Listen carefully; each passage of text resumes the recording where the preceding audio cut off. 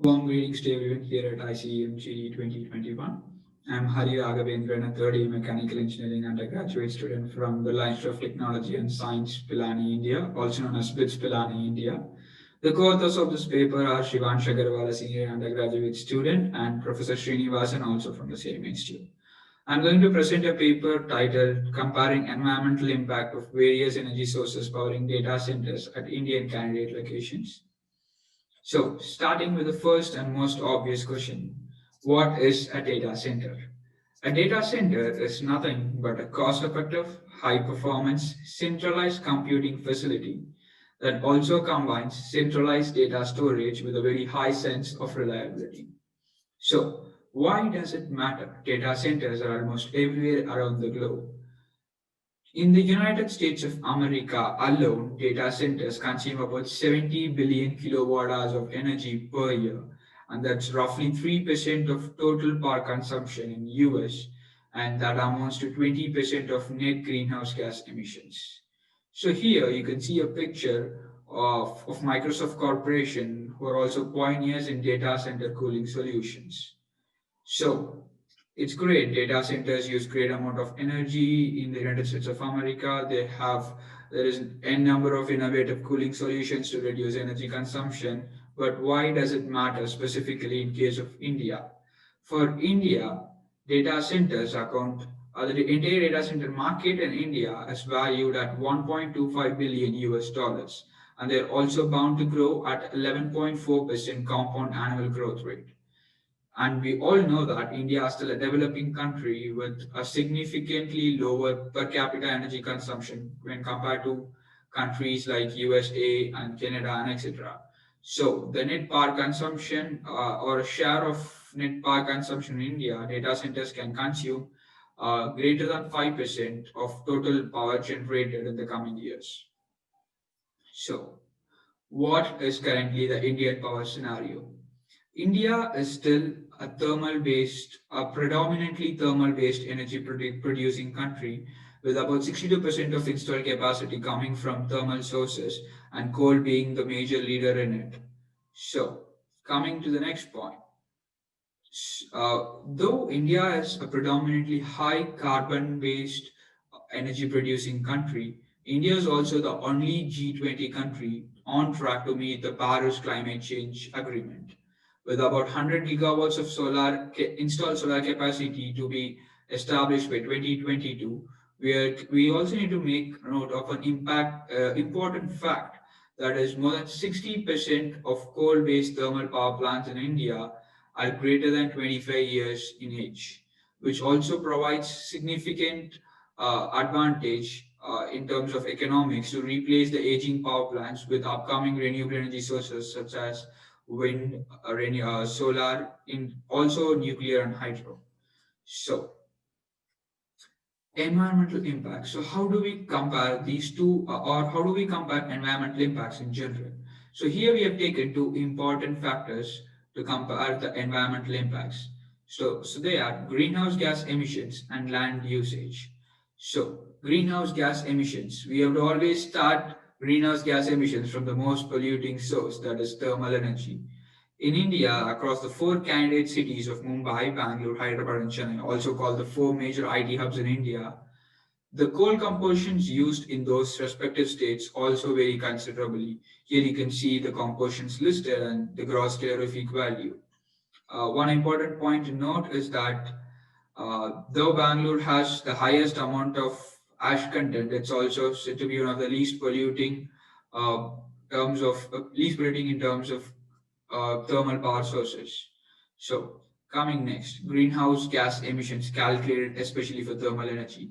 Here we have taken two cases of coal-based thermal power generating sources. There are subcritical power plants and supercritical power plants. Well, supercritical power plants have an average power efficiency at 42%. Subcritical power plants have an efficiency of about 30.1%.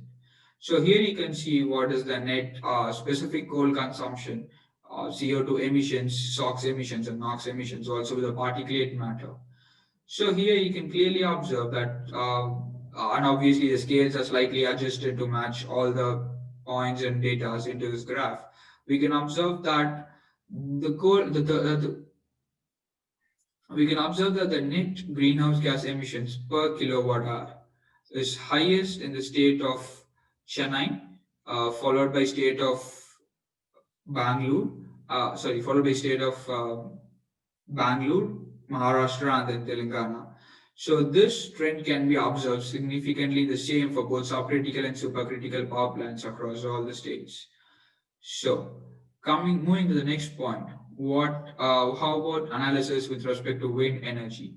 Here we have taken one of the most common wind turbines available in India, that is a Suzlon S series turbine with a rated power output of 2.7 megawatts.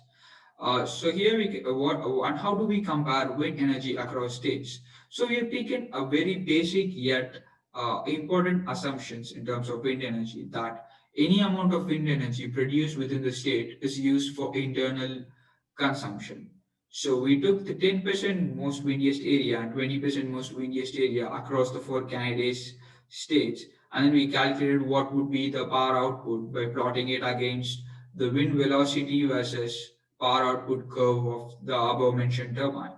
So it's clearly noticeable that Chennai, or the state of Tamil Nadu, being a coastal city, we have much higher wind velocities compared to other states, especially like states like Mumbai, which is bordered by the sea, Arabian Sea, whereas which is relatively a calmer sea compared to seas like Bay of Bengal that borders the state of Tamil Nadu. So the power output in Tamil Nadu, as you can clearly observe here, is almost twice as high as power output in Mumbai and Hyderabad, and significantly higher than the power output observed in Bangalore. So, next, with analysis of solar energy. So, how do we analyze solar energy's power consumption? So, solar energy's power consumption was analyzed in the following manner. We first gathered values of what was the minimum daily direct normal incidence at the respective candidate cities. So, based on that, we calculated what would be the net photovoltaic area required to generate 24 kilowatt hours of energy per day.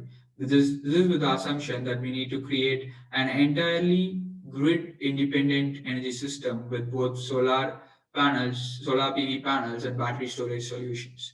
So here we use the assumption of lithium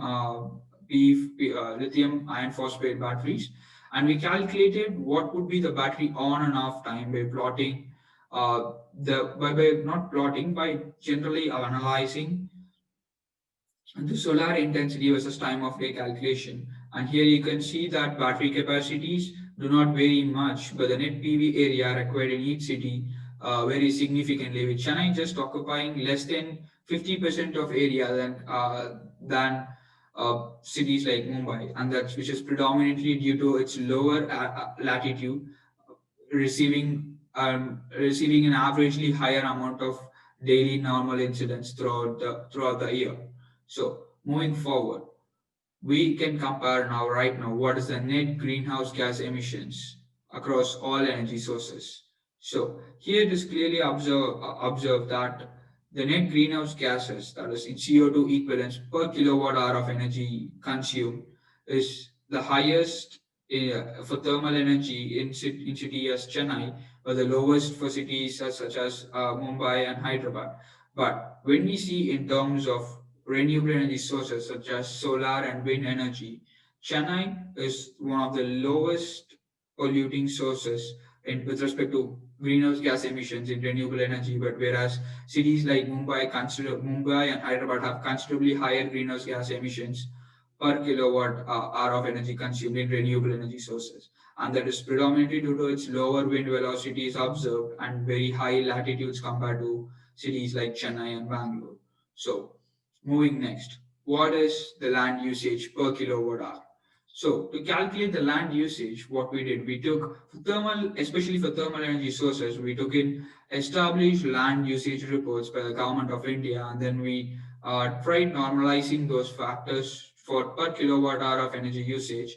And you can clearly be observed that the land usage for a supercritical thermal power plant per kilowatt hour is roughly around 3 square meters and about 4 square meters for subcritical power plants.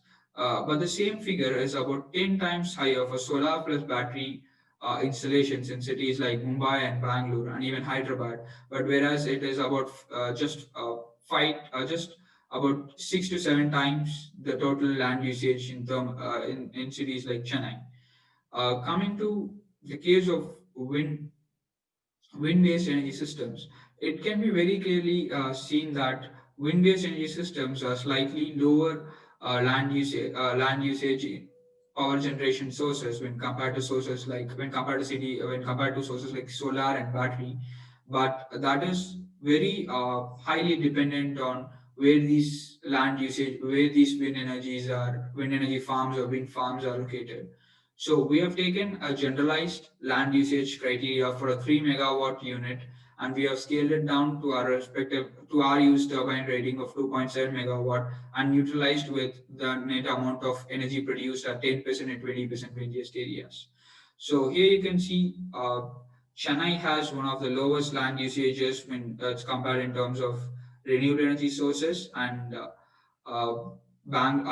state of Telangana or the city of Hyderabad has the highest amount of land usages for wind energy systems, and Mumbai has the highest land usage when it comes to solar energy systems, predominantly due to its higher latitude. So, coming up next, what are the main conclusions that we can draw from this figure? So, the most compact renewable energy site, be it solar or wind, is always Chennai, and that is about less than 50% of land consumed in cities like Mumbai. So, Hyderabad has the most extensive land usage in terms of wind energy systems, and Mumbai has the highest in terms of solar. And we also saw the reasons for the same.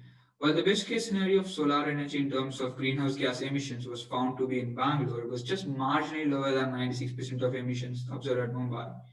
So, while the low use of thermal sources is always conflicted and greatly avoided due to it producing 10 times more emissions than other renewable energy sources, they also occupy just 20% of space as compared to wind energy sources and just 4% of space as compared to solar energy systems.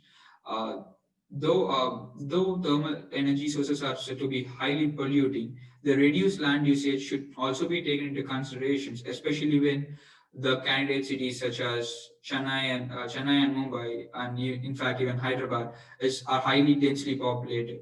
So this uh, energy mix that is supposed to be implemented depends from case to case, project to project, depending upon what the most important factors are.